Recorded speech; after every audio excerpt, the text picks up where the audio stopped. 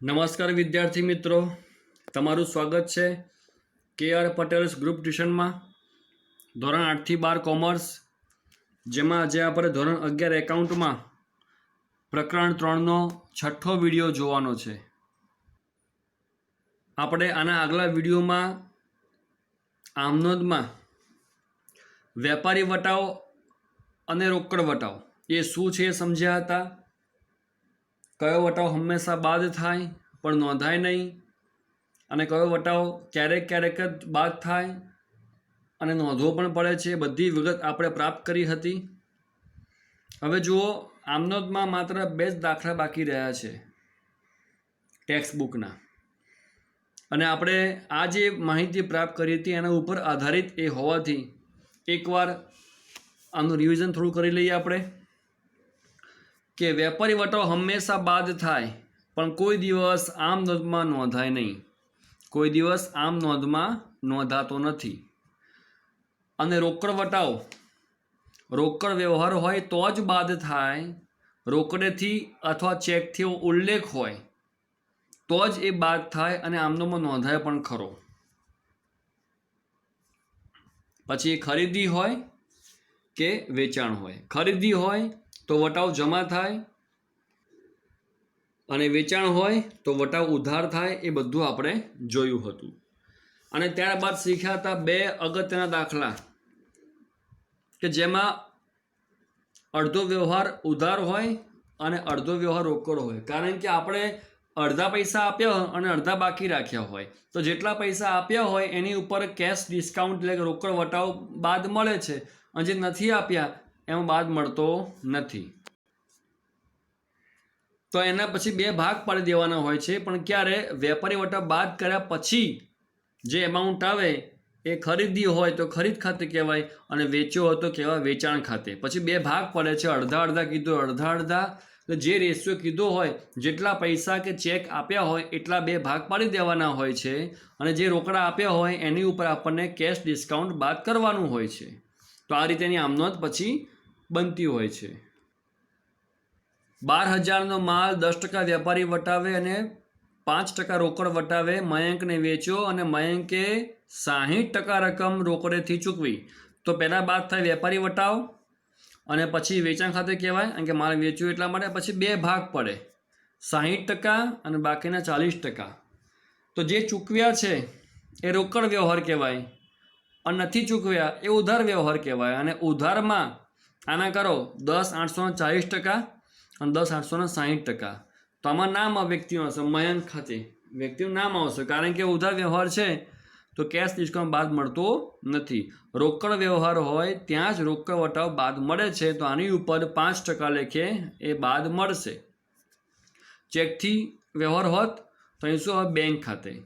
પણ એ રોકડેથી છે તો શું હશે? રોકડ ખાતે. તો પછી એ રીતે આનો શું બનશે? રોકડ ખાતે ઉધાર, વટાવ ખાતે ઉધાર, મયંક ખાતે ઉધાર, તે વેચાણ ખાતે જમા. આ રીતે આપણે ખરીદી અને વેચાણ બંને શીખ્યા હતા. જો તમે હજી પણ આ 7મી અને 8મી આમનોંધ અથવા 1 થી 8 જે આપણે શીખ્યા લાસ્ટ વિડીયોમાં, એ 8 આમનોંધની પ્રેક્ટિસ નહીં કરી હોય તો આમનોંધ તમારે શીખવું વ્યર્થ છે, કારણ કે આના વગર આમનોંધ નહીં આવડે. એટલે આ બધા મુખ્ય વ્યવહાર છે, તો 8 આમનોંધ, એમાં છેલ્લી 2 ખાસ, પણ પહેલી 6 આવડશે તો છેલ્લી 2 આવડશે. એટલે આમ જોવા જઈએ તો 8 આમનોંધ તમારે ખાસ એનું રિવિઝન કરવાનું છે. હવે જોઈએ આપણે ક્વેશ્ચન 12, વેપારી વટાવ, રોકડ વટાવ અને ગાળખાતના વ્યવહારો. તો જો આ બધું જ આપણે જે શીખી ચૂક્યા છે એ જ છે. આમ તો આ તમને હોમવર્કમાં આપું, તમને આવડવું જોઈએ, પણ રિવિઝનના ભાગરૂપે આપણે આનો અભ્યાસ કરીએ છીએ. કે રોકડા, માલ સ્ટોક અને દેવાદાર લાવી ધંધો શરૂ કરે તો આ બધું શું કહેવાશે? મૂડી. આ બધું આવે તો ઉધાર. શું બોલાય? રોકડ ખાતે ઉધાર, માલ સ્ટોક ખાતે ઉધાર, દેવાદારો ખાતે ઉધાર, અને તે એમનો સરવાળો મૂડી ખાતે જમા. તો જો આમનોંધ કે પરમેશ્વરની આમનોંધ, આ વર્ષ, મહિનો, તારીખ 1 રોકડ ખાતે, માલ સ્ટોક ખાતે, દેવાદાર ખાતે, અને પછી તે મૂડી ખાતે એનો સરવાળો, એટલે કે કુલ મૂડી કેટલી આવી છે? 75,000, જેમાંથી 50,000 રોકડા છે, 10નો માલ છે અને 15ની ઉઘરાણી છે, એટલે કે દેવાદાર છે.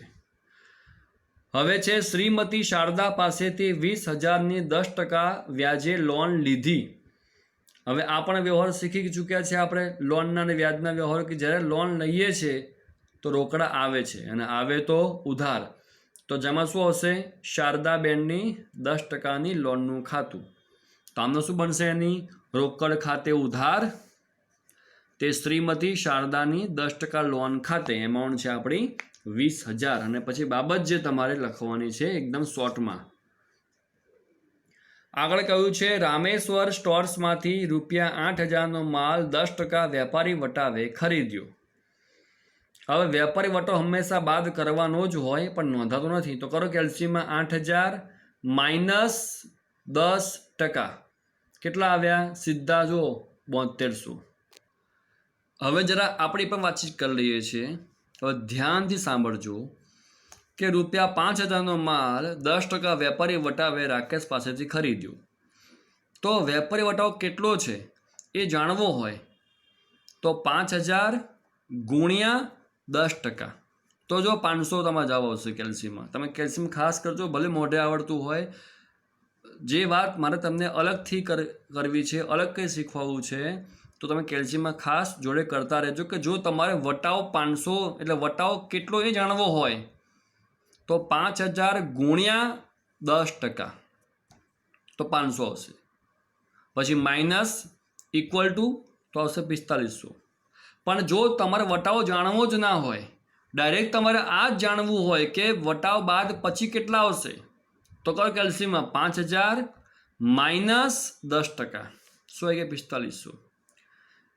એટલે તમે 5,000 પછી ગુણ્યા કરો ને, 5,000 ગુણ્યા 10% તો 500 મળશે. પણ તમે 5,000 માઇનસ કરો ને, 5,000 માઇનસ 10% તો સીધો મળશે 4500.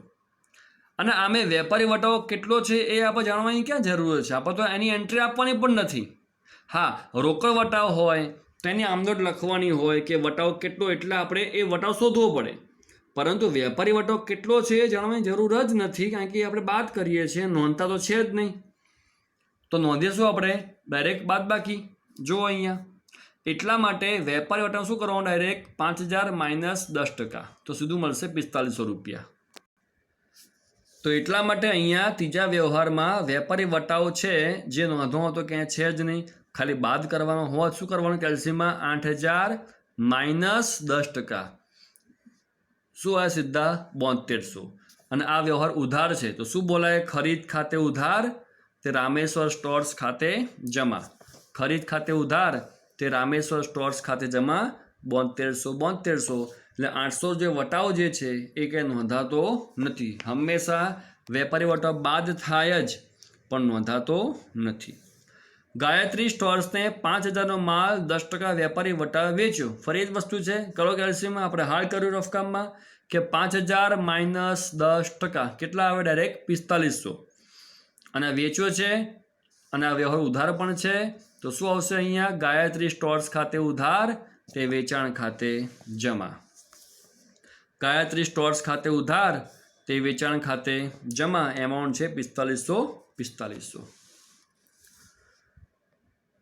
હવે જુઓ, રાધા કિશન સ્ટોર્સમાંથી 15,000નો માલ 10% વેપારી વટાવે અને 10% રોકડ વટાવે ખરીદ્યો અને અડધી રકમનો ચેક આપ્યો. તો જે આપણે આગલા વિડીયોમાં નંબર 7 શીખ્યા હતા, અડધા આપણે તમારે આ દાખલામાં એવું જ કરવાનું છે. તો જો અહીંયા માલ છે 15,000નો અને 10% બાદ થાય વેપારી વટાવ, તો શું આવશે? જોવાની આ રીતે કે 15,000નો માલ માઇનસ 10% 1500, તો 13,500 શું કહેવાય? ખરીદ ખાતે. બરાબર, આ આવશે આમનોંધમાં ખરીદ ખાતે ઉધાર 13,500. હવે બે ભાગ કરીશું આપણે અડધા, તો આ 6750 અને આ 6750. પણ આ ઉધાર વ્યવહાર છે તો અહીં લખીશું નામ કે રાધા કિશન સ્ટોર્સ ખાતે, અને આ રોકડ વ્યવહાર છે તો આની ઉપર રોકડ વટાવ રકમમાં છે 10%, એટલો બાદ આપવો પડે. તો કરો કેલ્સીમાં 6750 ગુણ્યા 10%. કેટલા આવે? 675. અને માઇનસ ઇક્વલ ટુ કેટલા આવી ગયા 6075 અને આ ચેક હોવાથી શું આવશે બેંક ખાતે. તો શું બનશે આમનો ખરીદ ખાતે ઉધાર 13500 તે વટાવ ખાતે 675 તે બેંક ખાતે 6075 અને તે રાધા કિશન સ્ટોર્સ ખાતે 6750. બરાબર. આપણે જે રીતની ગણતરી શીખ્યા ગણતરી અહીંયા એ જ ગણતરી આપણે ફરી જોઈ છે કે ખરીદ ખાતે ઉધાર 13500 અને તમે કરો આનો સરવાળો પણ 13500 આવી જશે. રાધા કિશન સ્ટોર્સ, બેંક અને વટાવ આ ત્રણ આપણે જમા કરીએ છીએ. હવે જુઓ, વિભૂતિ પાસેથી ₹5000નો માલ મોકલવાનો ઓર્ડર મળ્યો. પહેલી વસ્તુ આ માત્ર ઓર્ડર મળ્યો છે, હજુ આપણે માલ મોકલાવ્યો નથી, તો વ્યવહાર થયો નથી. તો આને કહેવાશે બિન આર્થિક વ્યવહાર અને આમનો જ ન હોય. આપણે અગાઉ વાત થઈ ગઈ કે તમે દુકાનમાં એમ કહો કે ઘઉંના કટ્ટા ઘરે મોકલી આપજો, પેલા ભાઈ કે સારું, તો એ કોઈ વ્યવહાર ન કહેવાય, એ ઓર્ડર આપ્યો છે. જ્યારે ખરેખર ઘઉંના કટ્ટા ઘરે પહોંચી જાય ત્યારે તમે કટ્ટા ખરીદ્યા કહેવાય અને પછી નોંધ થાય. તો અહીંયા વિભૂતિ પાસે માત્ર ઓર્ડર મળ્યો હોવાથી આ કહેવાશે બિન આર્થિક વ્યવહાર, એ નોંધ થશે નહીં. પણ જરા વિચારો કે જો આપણે આ ઓર્ડર મુજબ કામ કરીએ તો આપણે શું કહેવાય, ખરીદી કે વેચાણ? તો ફરી વાંચો 10 નંબર. વિભૂતિ પાસેથી ₹5000નો માલ મોકલવાનો ઓર્ડર મળ્યો. મતલબ વિભૂતિએ આપણને ઓર્ડર આપે કે તમે માલ મોકલી આપજો. તો જો આપણે માલ મોકલી આપે આપણે શું કહેવાય, વેપારી. એટલે આપણું શું કહેવાય, વેચાણ કહેવાય. અને વિભૂતિ ખરીદનાર છે. કેટલો માલ છે, ₹5000નો માલનો ઓર્ડર મળ્યો હતો. હવે જો નંબર 12, વિભૂતિના ઓર્ડર મુજબ 10% વેપારી વટાવે માલ મોકલી આપ્યો. તો હવે એ વ્યવહાર થઈ ગયો, તો હવે આપણો વેચાણ કહેવાય. અને આ કયો વટાવ છે, વેપારી. તો કરો કેલ્સીમાં 5000 માઇનસ 10%, ડાયરેક્ટ શું મળી ગયા બાદ થઈને 4500. તો શું કહેવાશે, આ વ્યવહાર કેવો છે પાછો, ઉધાર. તો વિભૂતિ એ માલ ખરીદનાર છે, આપણે વેચનાર છીએ, તો વિભૂતિ ખાતે ઉધાર તે વેચાણ ખાતે જમા. વિભૂતિ ખાતે ઉધાર તે વેચાણ ખાતે કેટલા, 4500. હવે આપણે ઘઉંના કટ્ટાની વાત કરીએ. માની લો કે આપણે વેપારી છે અને આપણે વિભૂતિબેનના ઘેરે ઘઉંના કટ્ટા મોકલ્યા, પણ એ જૂના કસ્ટમર છે અને ઓર્ડર સારો એવો મોટો આપ્યો હતો. તો જે લારી ભાડામાં આપણે જે લારીમાં કે રિક્ષામાં આપણે એના ઘરે કટ્ટા મોકલીએ છીએ એ ભાડું આપણે ભોગવી લઈએ, કારણ કે એ સંબંધ સચવાય અને ગ્રાહક પણ સચવાય. તો લારી ભાડાના 50 રોકડા ચૂકવ્યા. તો આ લારી ભાડું એ આપણા માથે છે. કેટલીક વાર લારી ભાડું ગ્રાહકના માથે હોય અને કેટલીક વેપારીના માથે હોય. એ સંબંધ ઉપર અને વ્યવહાર ઉપર આધારિત છે. એટલે લારી ભાડું હંમેશા વેચનાર જ ભોગવે એવું નક્કી હોતું નથી. તમારે વ્યવહાર ખાસ જોઈ લેવાનો કે લારી ભાડું કોણ ભોગવે છે, ખરીદનાર કે વેચનાર. અહીંયા તો લારી ભાડું વેચનાર જ ભોગવે છે, કારણ કે એને જ ₹50 રોકડા ચૂકવ્યા છે. તો આ લારી ભાડું શું કહેવાય, એ ખર્ચ કહેવાય. તો લારી ભાડા ખાતે ઉધાર તે રોકડ ખાતે જાય તો જમા. કારણ કે આપણે લારી ભાડા પૈસા રોકડા એ ભાઈને આપી દીધા, જાય તો જમા. અને લારી ભાડું ખર્ચ છે અને હંમેશા ખર્ચ કે નુકસાન ઉધાર થાય.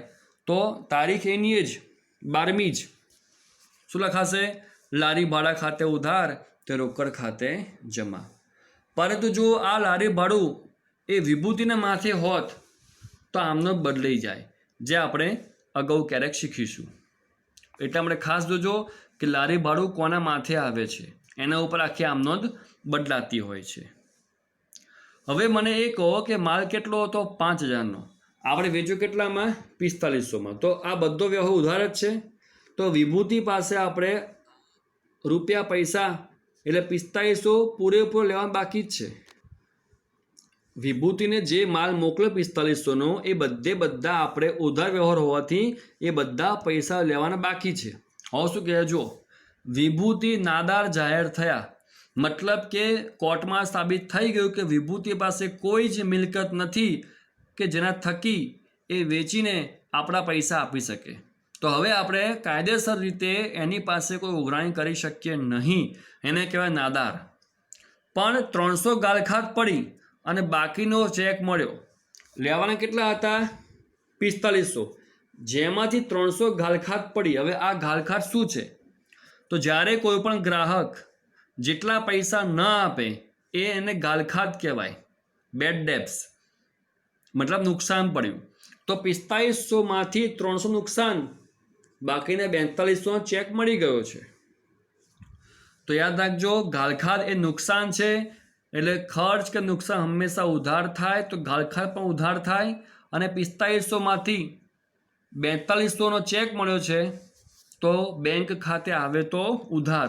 તો શું બોલાય ધ્યાનથી સમજો હવે કે બેંક ખાતે ઉધાર 4200, ગાલખાત ખાતે ઉધાર 300 અને તે વિભૂતિ ખાતે 4500. મતલબ વિભૂતિનું ખાતું આપણે ઉધાર કર્યું હતું, કારણ કે જ્યારે માલ વેચ્યો ત્યારે પૈસા આપ્યા નહોતા, પણ હવે જ્યારે પૈસા મળી જ ગયા છે અને હિસાબ પતી ગયો છે, તેનું ખાતું આપણે જમા કરીને બંધ કરી દઈએ છીએ કે 4500માંથી 4200 મળી ગયા, 300 નુકસાન છે એમ માની લીધું અને અહીંયા હિસાબ પૂરો કર્યો. હવે કશું લેવાનું બાકી રહેતું નથી. તો કોર્ટના નિયમ આદેશ મુજબ 300 નુકસાન આપણે ભોગવવું પડે. તો ગાલખાત એ નુકસાન છે, ગ્રાહકની ઉઘરાણીમાંથી જે પૈસા ઓછા આવે એને ગાલખાત કહેવાય. તો બેંક ખાતે આવે તો ઉધાર, ગાલખાત ખાતે ઉધાર નુકસાન છે એટલા માટે, તે વિભૂતિ ખાતે કારણ કે પૈસા આપનાર છે, જમા ₹4500. હવે જુઓ, અનુપમના 1050ના બાકી લેણા પેટે 1000નો ચેક આપી હિસાબ ચૂકતે કર્યો. એટલે હવે આપણે અનુપમભાઈને પૈસા કેટલા આપવાના હતા? 1050. પણ આપણે શું કીધું કે રાખો રાઉન્ડ ફિગર 1000 અને 50 ભૂલી જાઓ અને હિસાબ પૂરો કરો, ચૂકતે કર્યો. મતલબ શું? ₹50 આપણે ઓછા આપ્યા. તો જ્યારે પણ ₹50 કે 70 કે 20 ઓછા આપીએ રાઉન્ડ ફિગર માટે, એને શું કહેવાય? કસર. એને કંઈ વટાવ ના કહેવાય. વટાવ તો રકમ મોટી હોય, 225 હોય, 375 હોય, એને વટાવ કહેવાય. આ જે 10-20 રૂપિયા ઉપલા હોય એ સામાન્ય કોઈ પણ વેપારી આપણે બાદ કરી આપતા હોય છે. તો 1050માંથી ખાલી ₹1000નો ચેક આપણે આપી દીધો રાઉન્ડ ફિગરનો, તો બાકીનો 50 એ આપણો લાભ છે, પણ એ વટાવ ન કહેવાય. શું કહેવાય? કસર.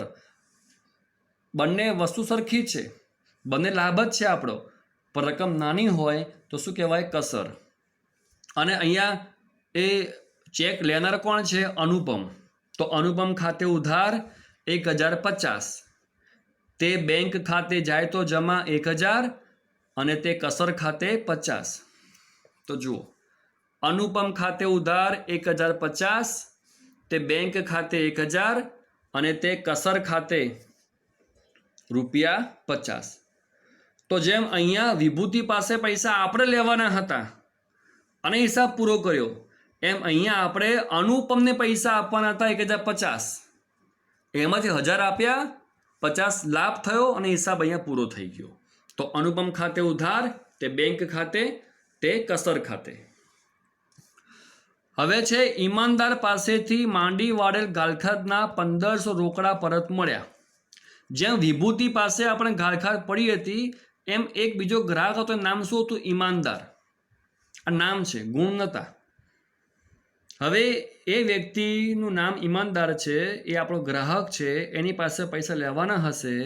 જેમ વિભૂતિ પાસે આપણને 300ની ગાલખાત પડી હતી, એમ ભૂતકાળમાં ઈમાનદાર પાસે ₹1500ની ગાલખાત પડી હશે, અથવા એનાથી મોટી ગાલખાત પડી હશે, 2000, 2500, 3000 જે હોય તે.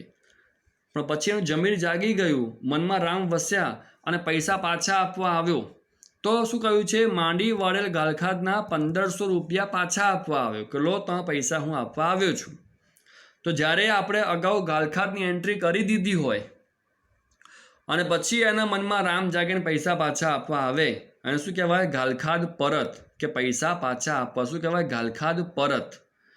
અને રોકડા મળે છે, આપણને પૈસા મળે છે, આવે તો ઉધાર. તો શું કહેવાય? રોકડ ખાતે ઉધાર, પણ તે શું કહેવાય? જમા શું કહેવાશે? ગાલખાત પરત ખાતે. વિભૂતિ પૈસા પાછા આપવા આવી હતી, તો વિભૂતિ ખાતે જમા કર્યું હતું. તો ભૂતકાળમાં જ્યારે ઈમાનદાર પૈસા પાછા આપવા આવ્યો ત્યારે એ ખાતું જમા કર્યું હશે. વિભૂતિ પાસે પૈસા લેવા બાકી કેટલા હતા? 4500. 4200 મળ્યા, 300 આપણે ભૂલી ગયા નુકસાન સમજીને અને એનું ખાતું બંધ કર્યું. એ રીતે ઈમાનદાર પાસેથી પણ ભૂતકાળ પૈસા મળ્યા હશે, 1500 નુકસાન સમજીને આપણે ખાતું બંધ કરી દીધું હશે, અને હવે જ્યારે ફરી પૈસા પાછા આપવા આવે છે તો આપણે એનું ખાતું બંધ કરી દીધું છે, એટલે હવે એનું નામ ક્યાંય આવતું નથી. એટલે આ મુદ્દો ખાસ યાદ રાખજો. ગાલખાત પાછી આવે તો કોઈ દિવસ એ નામ જે હોય આપનારનું એ લખાતું નથી. એનું કારણ છે કે ભૂતકાળમાં જ્યારે પણ ગાલખાત આપણે એની એન્ટ્રી આપી હશે ત્યારે આપણે એ વ્યક્તિનું ખાતું બંધ કર્યું હશે. હવે જે વ્યક્તિનું ખાતું જ નથી એનું નામ આવે જ કઈ રીતે? તો આ એનું કારણ છે. ઘણા બાળકોને કારણ નથી ખબર હોતી કે ગાલખાત પરતમાં નામ કેમ નથી મૂકતા. આ યાદ રાખજો, જ્યારે ગાલખાત પડી હોય ભૂતકાળમાં ત્યારે આપણે એ વ્યક્તિનું ખાતું ઉધારનું આપણે જમા કરીને ખાતું બંધ કરી દીધું હોય છે. એટલે ઈમાનદારનું ખાતું ભૂતકાળમાં ગાલખાત પડવાથી આપણે બંધ કર્યું હશે, અને હવે ફરી પાછા પૈસા આપવા આવ્યો તેનું નામ ક્યાંય આવતું નથી, કારણ કે એનું ખાતું આપણે ભૂતકાળમાં જ ગાલખાત પડી ત્યારે જ બંધ કર્યું હતું. તો આમનો શું બોલાશે? રોકડ ખાતે ઉધાર તે ગાલખાત પરત ખાતે જમા.